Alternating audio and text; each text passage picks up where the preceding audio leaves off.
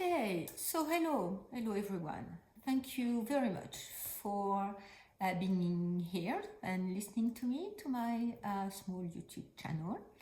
My name is Isabelle. I am in France. I have 3 sons. I have 3 cats. Some say it's related. All my cats are in the house right now because, as you can see, it's quite early in the morning. It's very cold right now in France. It's sub-freezing temperatures in Normandy. We are not much used to that.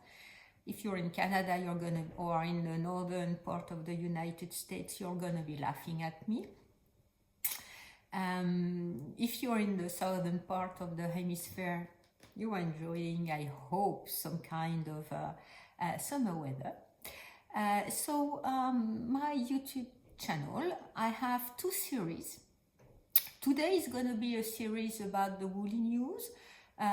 So that's the news around the world of the knitting and fiber, sometimes crocheting community that I've got my attention and that I think can be of some interest to you. And this is why I started last summer this YouTube channel, because I could not find anywhere anything where I could, have some kind of news about this community. And my other series is about the regular knitting adventures, such as you can find it everywhere else. What I knit, my project, my work in progress and everything. And I have started a 3rd series at the end of last year, and I intend to.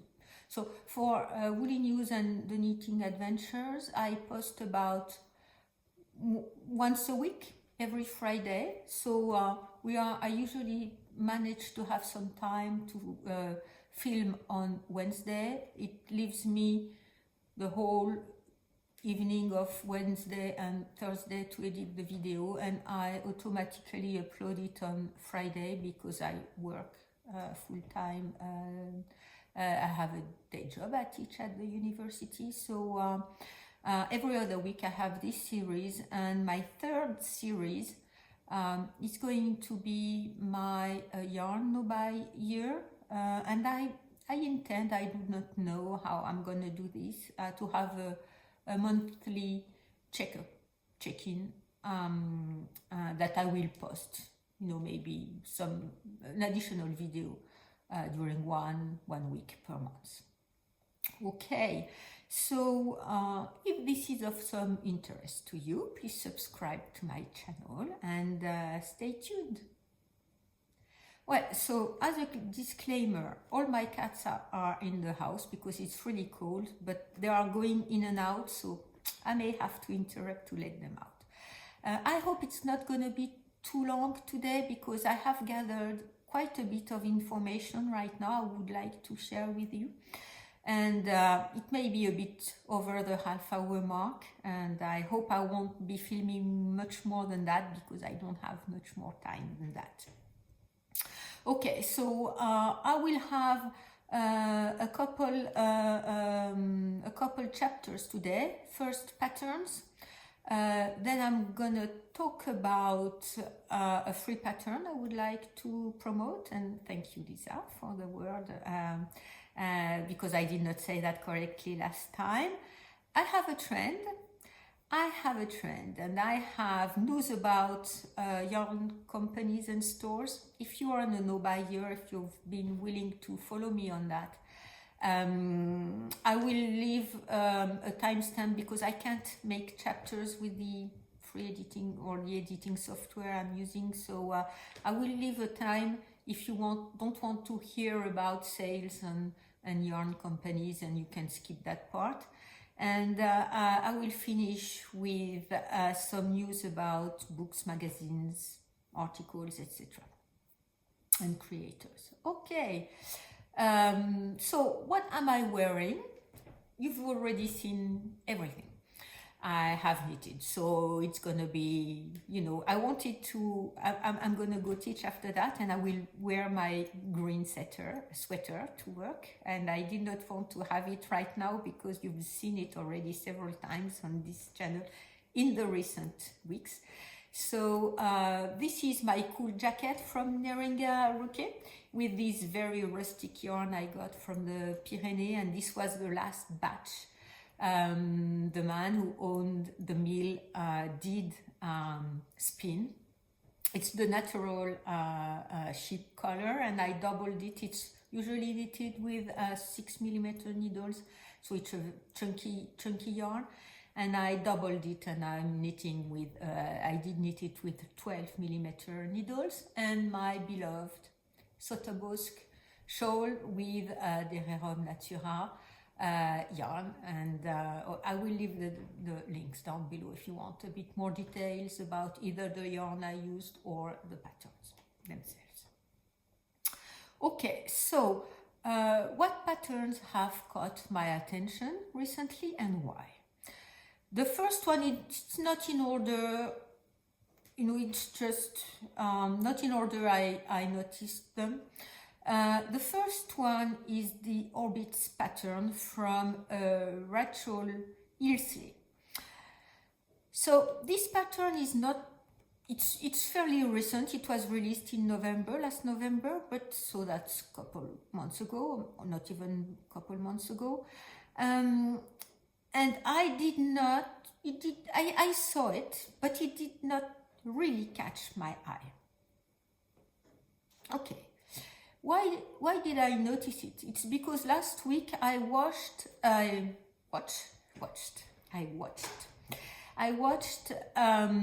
Melissa, who has a famous podcast. It's Knitting the Stash. I watched one of her latest episodes, and she showed her work in progress with this pattern. What I thought was very interesting and really caught my attention is that she's knitted with a dark background and a light contrast color, when the sample that's presented by Rachel Ilsley was on a clear background and a darker colorwork, contrast color. I think Melissa's interpretation is just stunning. It really caught my eye, and right away I thought I have this Holzgarn yarn in my stash that I bought without really a pattern in mind, but with some kind of ideas about what I wanted to do with it. I think I'm gonna knit this pattern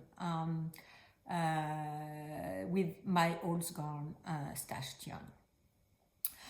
So what do I find interesting about this pattern? First, the color work is very light, very aerial. It's about orbits. It looks a bit like, it reminds of planets. It's not really a planetary type of design, but it's very fine, very subtle.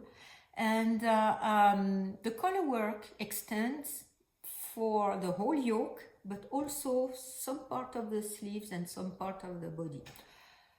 Yeah, you can find many, feral patterns where you have color work all over the sweater. You can stop it anywhere you like. You can find patterns that have color work this way that extend beyond the end of the yoke and on the body and on the sleeves, and have the bottom of the sleeves and the bottom of the body that is without color work. You can find that in many places. There are many patterns like that, but what really I liked is the very light and very subtle color work that involves quite a bit of work when you knit it, I think, and a very subtle end result. When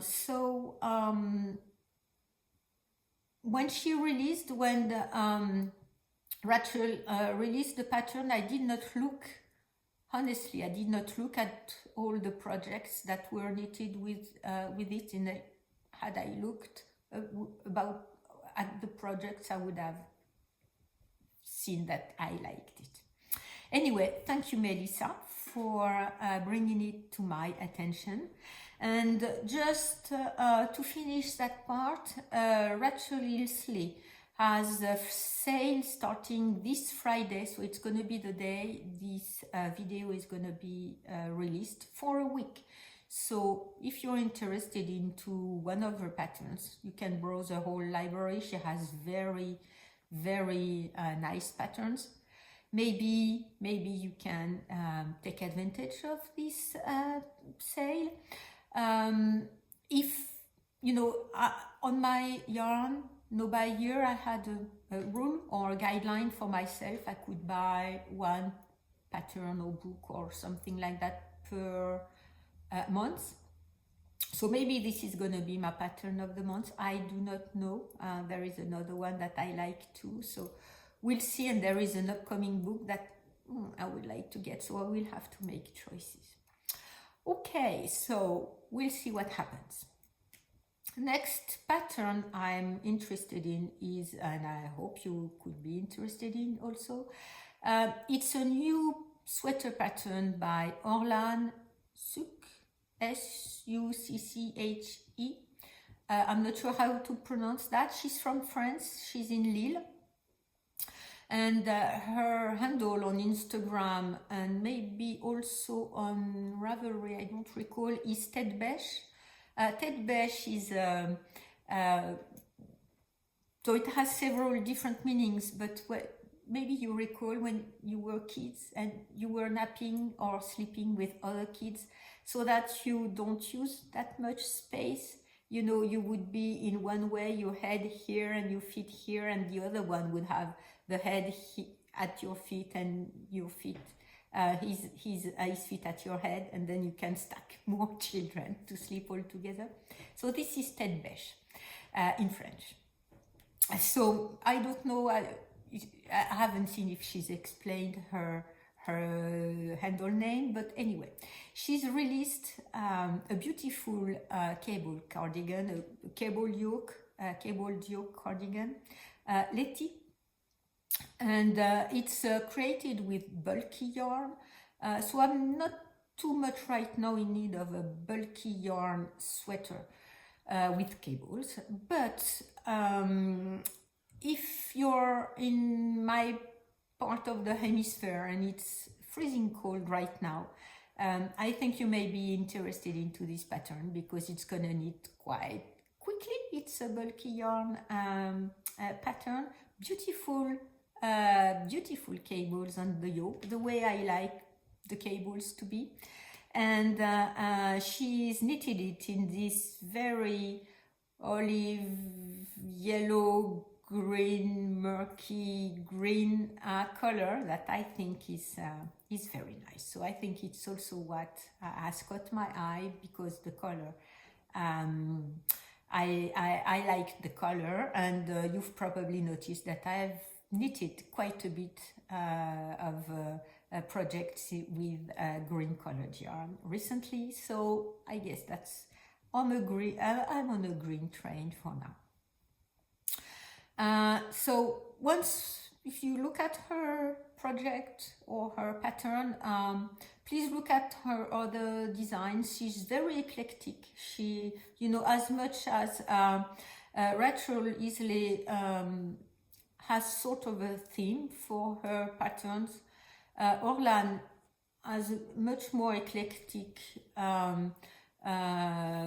style of designs, and if you don't want a bulky yarn cabled sweater, I'm sure you can find something you like in her store. Okay, next. So Sari Nordland has just released her winter capsule, her winter collection, which contains three items for human and a dog sweater.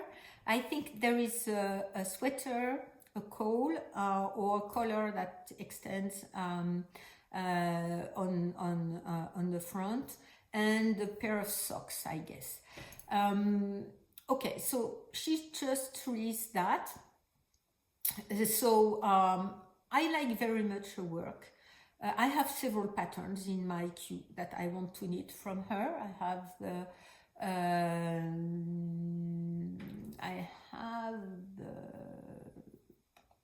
I'm gonna stop here and I'm gonna pull them up. Okay, I had them in my head just before I started. I did not write them down, or I did not open the page. So that was a mistake, sorry. So I have the Coutard pullover and the Rococo pullover in my queue, and I have the one she's released for Amirisu, the Amirisu number 23, inspired by the Totoro logo. So I have 3 items in my queue from her. I like her designs. I like the way her cabled sweater or her color work that works for me. I like her lace patterns. Coutard and Rococo are 2 laced yokes. That I want to do that. I like her eyes and things, and she's been extremely prolific recently. Anyway, I'm not sure I'm gonna get to knit what she's just released in her winter series, but she's called for a test, so I'm gonna also leave the description, the information down below and on my blog, so that you have more links and pictures. She's calling for a test for another sweater, and this one I really like. I don't have time for testing, so I'm gonna just wait and see what happens next and when she releases it, and I'm most probably gonna buy it. It's a cabled sweater. She's calling the marzipan sweater. So a cabled yoke with cables that cross each other, so a bit visually intense cable yoke, but with straight cables on the body and on the sleeves. And at the bottom of the sleeves, she has on the top of the sleeve another cable that evolves towards the cuff. So the straight cables become crossover cables at the tip of the sleeve, at the top of the sleeve or at the bottom of the sleeve. And she's also presenting it in a very light beigey grayish color. Very appealing to me, very beautiful, and I'll be looking for that pattern when she releases it. Okay. Next is a very old pattern for a hat. It's from 2010, so it's 11 or 12 years old. It's from Woolly Wormhead, and it's the turbine hat. So she's recently probably posted it on her Instagram, or I've seen it somewhere. I do not recall. I think it was on her posts somewhere. And it's a cabled hat. But what is very interesting is that the cables are not on the side of the hat towards the top. They are spiraling around the hat and around the head to meet from the bottom to meet at the top. Maybe there are other patterns like that. I had not seen any, or none of them had caught my attention, but this one did, and I think it's very interesting. And when I have been subscribed to her Instagram, I think it's where I saw it, for quite a long time, because I like her universe. But then as I was going to talk about this pattern, I looked a bit more into what she's offering, and it's very, very interesting. At least at first she calls her a hat architect, and I think that, you know, both on her Ravelry and on her websites, it really shows that she's into designing very interesting hats. And the constructions are very original. I've not seen that much elsewhere looking like that. And I'm sure if you subscribe to her socials also, you know, as for any other creator I'm talking about, I encourage you to follow them and look at what they release. You will find much inspiration in what she offers and the way she designs, and, you know, very, very unique and very original designer. And I like very much what she offers. Okay, next I'm going to be promoting a free pattern. And the first free pattern I'm going to be promoting is one I've had in my library for a very long time, and I would never went to it. I bought the Japanese stitch dictionaries. I have 2 books because of this pattern, because I wanted to have more about it, because it's a free pattern. You have very little description, you have a chart, and that's it. And it's a bit the way the Japanese stitch dictionaries are, so I haven't ventured in that world yet, but I want to. And I have a yarn that I think could be suitable for this shawl. So it's the Snowball Lace shawl by Mary-Lise Herve. I've already talked about her previously. She's a pattern duchess. I think I haven't written that in my notes, but if it's not her, I will place the information on the screen. I think that's her. You know, you can subscribe to her newsletter.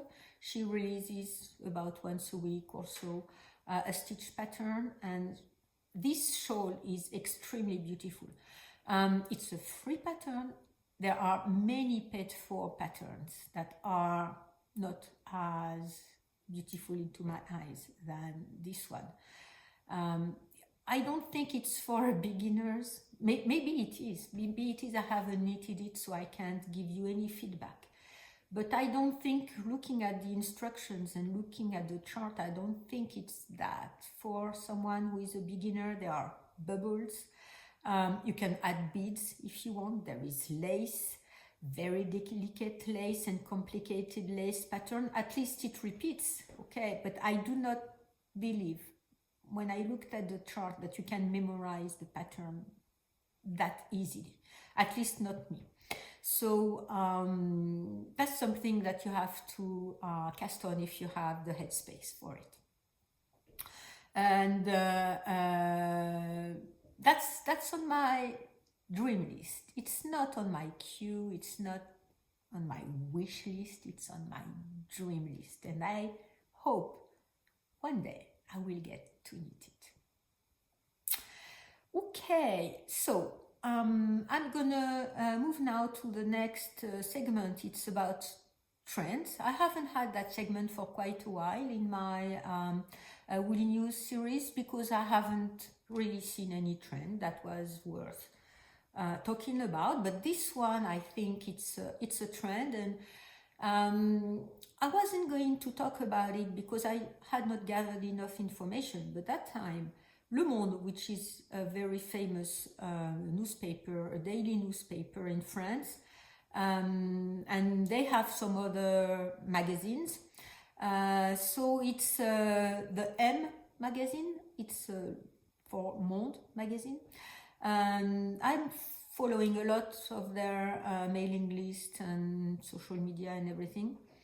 They published a post a couple days ago or a couple weeks ago, about a couple days ago, last week I think, about balaclavas or hoods, and what we call Cagoule in France. And this post was very funny because it was exactly the way I was when I was a little girl. I would wear this kind of hoods that are kind of tight on the head, very scratchy, so that you are not cold outside, very scratchy, and you turn, it's all stuck into your collar, and you turn your head and the thing comes before your eyes. And anyway, it's really lots of fond memories and not so fond memories from my childhood. Anyway, so what they are saying is that these kind of hoods are very trendy, and so they are not posting about hoods patterns you can knit, because it's all about hoods or cagoule you can buy. And some of them from designers. I guess from the patterns I see on the designs, it's going to be very, very expensive. But if Le Monde talks about, it's really a trend, I think, and because luxury designers are offering some in their collection, in their winter collection. Anyway, even if it's a bit, regressive, what prompted me to think about hoods as being a trend is because I've seen a lot of patterns recently, and also because Jackie from Khadija Knits, in one of their latest podcasts, said that, and I'm not quoting her, I've not watched the podcast again, so it's from my memory and her wording may have been very different. She said that every sweater should have a detachable hood. Yes, I agree with that. And I think having a matching hood to your sweater is a very good idea.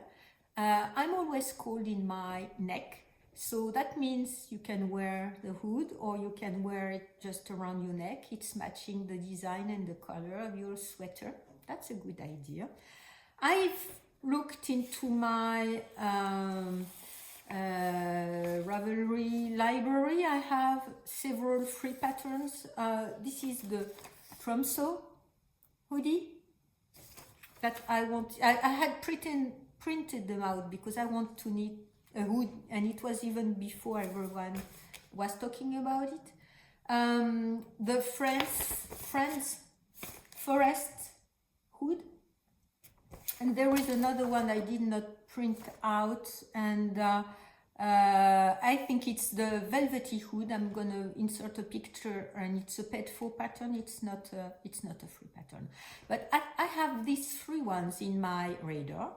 And what I was thinking is maybe I wanted to make this one with the yellow mohair to go with my yellow sweater. So the Friends of the Forest hood. So I'm going to leave all the details down below with the designers for these patterns. And if you are interested into hoods or balaclavas, here you are. There are several free patterns or paid for patterns you can get and need you, as Jackie said, a detachable hood for your sweaters. Okay, and one last thing is that it's a nice way also to finish your leftovers from a sweater, because I always buy more, and I was thinking to make wrist warmers, but hood is also a nice way to use your leftovers from your sweaters, and you can mix, match, and everything. Okay, so if you are on a no-buy, I'm gonna insert here a timestamp where you can skip if you don't want to hear about stores and yarn and sales and things I've seen. Okay, so the first news about yarn companies, there is one sad one. I'm gonna talk about it just a bit after this one. The first news is that Holzgarn is revisiting their super soft line, and so they are retiring. They call it redundant yarns. They are retiring some colorways, and they are going to make new ones. So these colorways, redundant colorways, are on sale. They also said that they found some other yarn in their warehouse, and it was not, so it's not the super soft, and I will write it because I don't have it in my mind right now. It was not a 2-plied as they usually sell it, but it was a 3-plied yarn, but the same composition, the same quality, but it's not the same gauge, of course. So they are also selling that, placing that on sale.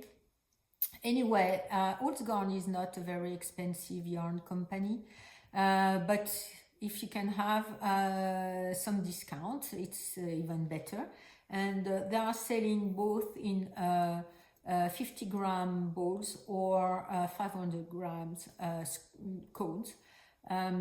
So with a cone, I think you have worth more than a sweater's worth, depending on the size you are knitting it, of course. Okay, so that's that for Holzgarn. The second use, it's a sad one. It's yarns. They are located in Denmark, I think. I do not recall, but I think it is. Anyway, they are in Europe, in northern Europe.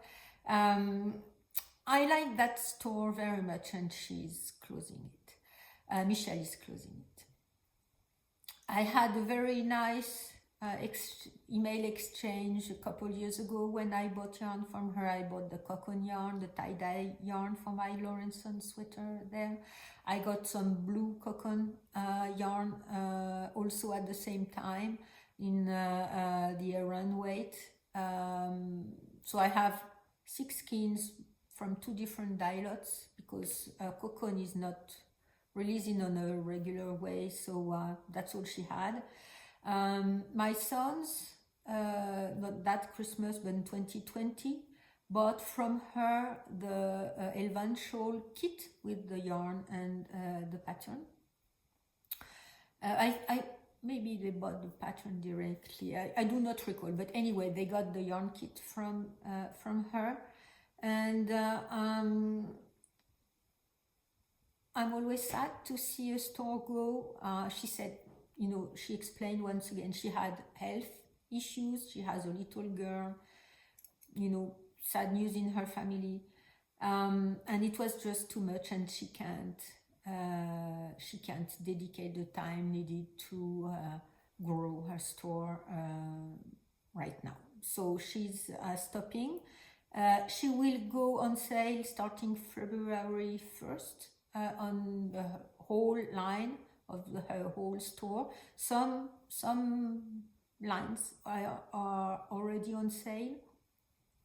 And what I liked very much, she said that she was not going to dump the price very low to sell everything.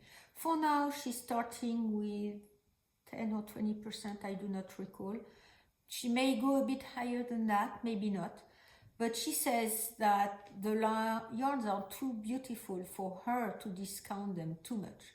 And she'd rather knit what's left, rather sell it for a fraction of the price. And her yarns are too precious to her to do that. So it's very sad to see her go. I liked much the interaction we had. I hope she can find happiness in her life and balance in her life, and maybe come back with at some point with another project, or maybe not, and that she continues to have a very happy life. Okay. So now about magazines, articles, creators, and the first thing I would like to say is, first I would like to thank Wanda, who commented in one of the previous videos. She, when I had said that I liked very much people talking about the history of knitting, the techniques and everything. She pointed me to Roxanne Richardson. I had honestly never heard of her. Her channel had not crossed my feed recommendation. I had no indication anywhere about what she was doing. So thank you very much, Wanda. And I've discovered someone I really, really like very much. So what Wanda said, because I won't be able to say it better than what she said, that's what she said. She provides fascinating information on many knitting and textile topics, both historical and contemporary. That's absolutely right. I've watched a couple of her videos. She has, it's unfortunate if you can't use Ravelry, but she has a Ravelry forum to talk about what she's doing. And anyway, it's a mine of knowledge, information. The couple of episodes I watched was about the way in the 40s, 30s, 40s, 1930s, 1940s, knitting was shaping the waist of the garments, and she's, or at least when she posted the video, she was knitting one pattern from that period, and it was not decreased on the sides, it was decreased on the middle of the back of the garment. So you decrease at some point, so it shrinks, and you increase again at some point, and it expands again. I think that she talks in a very simple, very accessible way, and all of her content is of university class level. I haven't watched everything, of course, and I think it's going to be a good education for me. And I'm going to be watching more of her content when I have time, and rather than watch, whatever, it's going to be a quality time for watching. So thank you again for suggesting me Roxanne, and I will link down below everything. Okay, another very interesting article. It's an article that has been published on Modern Daily Knitting, and it's about Brandy, Shayne and Harper. There is a lot of hype right now around the book she wrote, for very good reasons, because I like it very much. And besides of the patterns that are in it, I open it and I read a couple sentences, and it's a very inspirational book, and she's a very inspirational person, and what she says is very inspirational, I think. And so they had an interview with her. I will link it also, and so that you can have a read for yourself. But it's about a bit sneak peek to a little or a bigger part of her life, where she lives, and what her environment is, and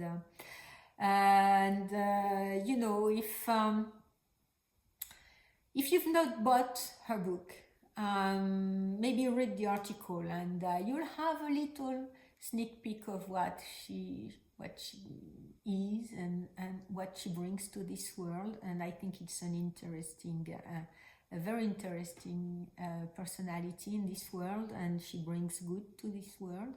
And if you were not sure whether you were going to buy the book or not, read the article, and maybe that can decide you to buy it or not.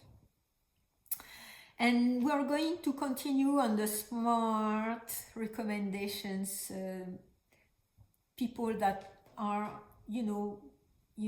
placing the game at a higher place than the everyday people such as I am.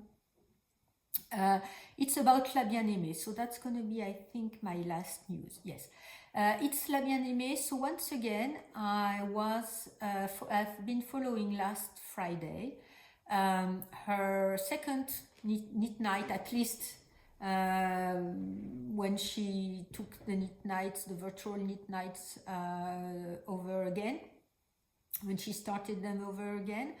So it's once again with about her worsted book, very nice book, and I do encourage you also to have a look at the book. It's very interesting. And she was hosting the knit night with Stephen West and Nancy Merchant. No need to present them. No need to present La Bien-Aimée either. So once again, it was on a Friday night. I barely made it for 7 p.m. When the knit night started. And I grabbed something to knit, and I said, oh, I need to eat. So I did not knit. I ate during at least the beginning of the knit night. One thing she said is that her worsted yellow book is going to be released in French early February. So she had already posted that on her Instagram and mailing list and maybe elsewhere. So now the pre-orders are open. And the other thing is what I like very much about these knit nights. It's when she has some designers. Of course, they talk about the patterns they designed for the book, but they also talk about their own story, what brought them to knitting, what brought them to designing.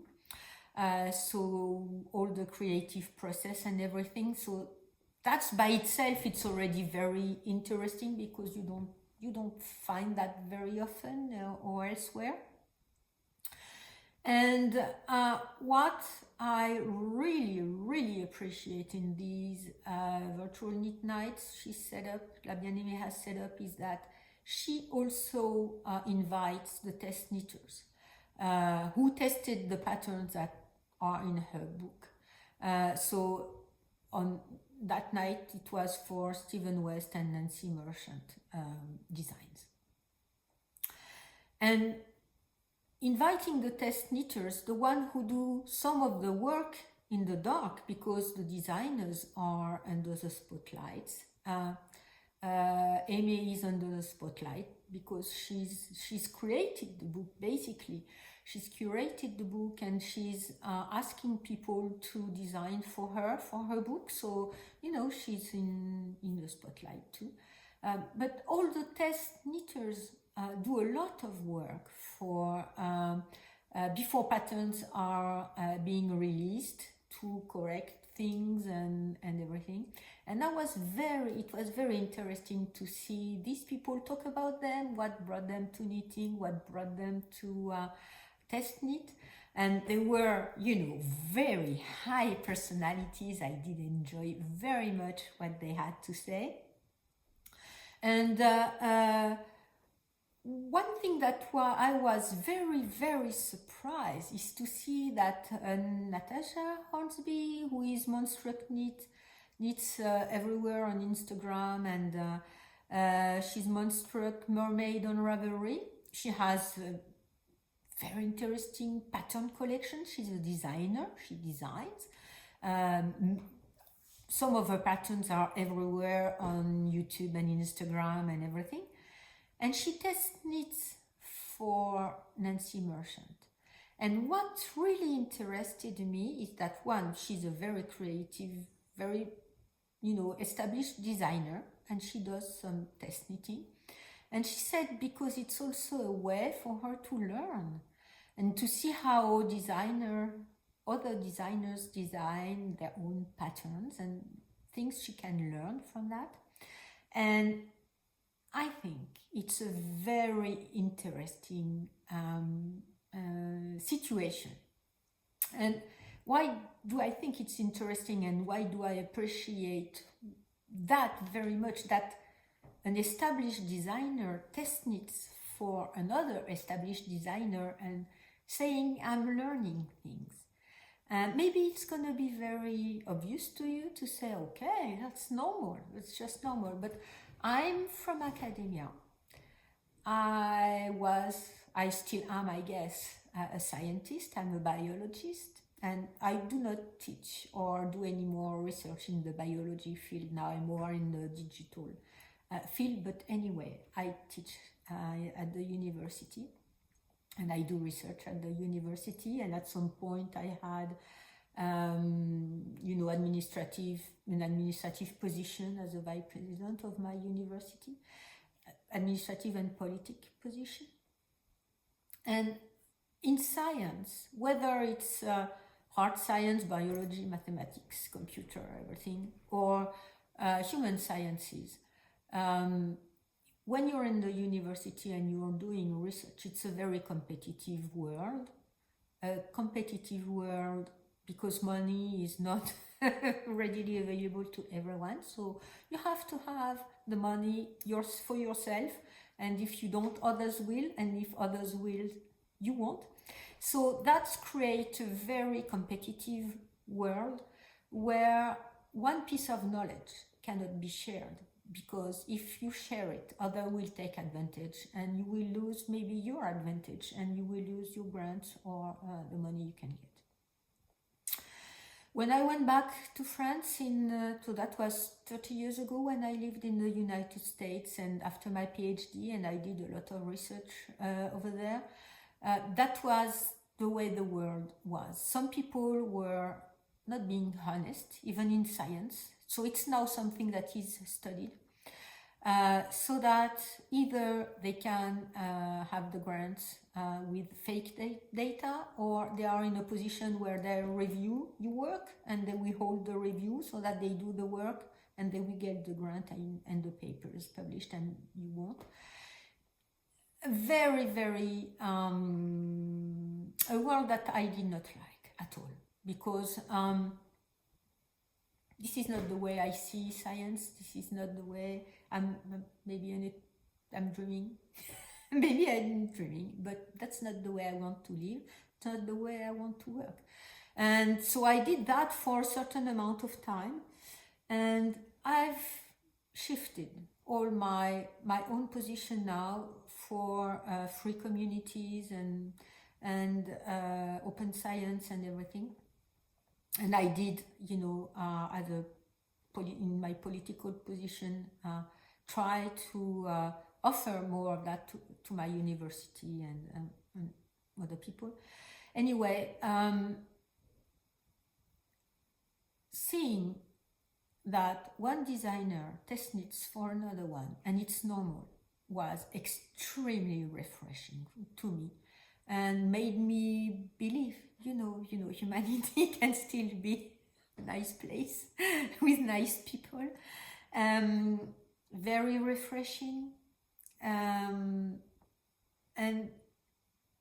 I think I'm gonna try to attend the next one, because that's two I'm following, and two I think that are very high quality content. And I'm gonna link also the replay of the video. They published it on the La Bien-Aimée YouTube channel. And yeah, I think that sharing knowledge is a way everyone gets smarter, rather than holding knowledge for yourself and try to take advantage of something nobody else knows about. Anyway, that's way beyond the scope of Woolly News series. Maybe I won't keep that, I don't know. Maybe I will. I have to listen to it again. I'm not sure. I will have to film again before I want to post it on Friday, so I'm not sure what I'm going to do with all this rambling.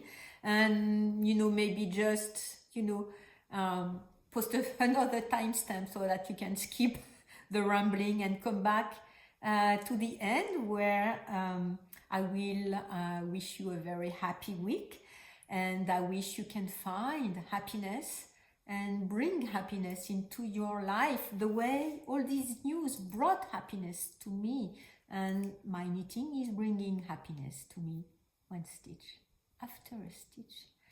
And yeah, if you enjoyed it, please subscribe so that you get notified whenever I upload my next video. And in the meantime, I will wish you a very happy knitting. Thanks you for watching.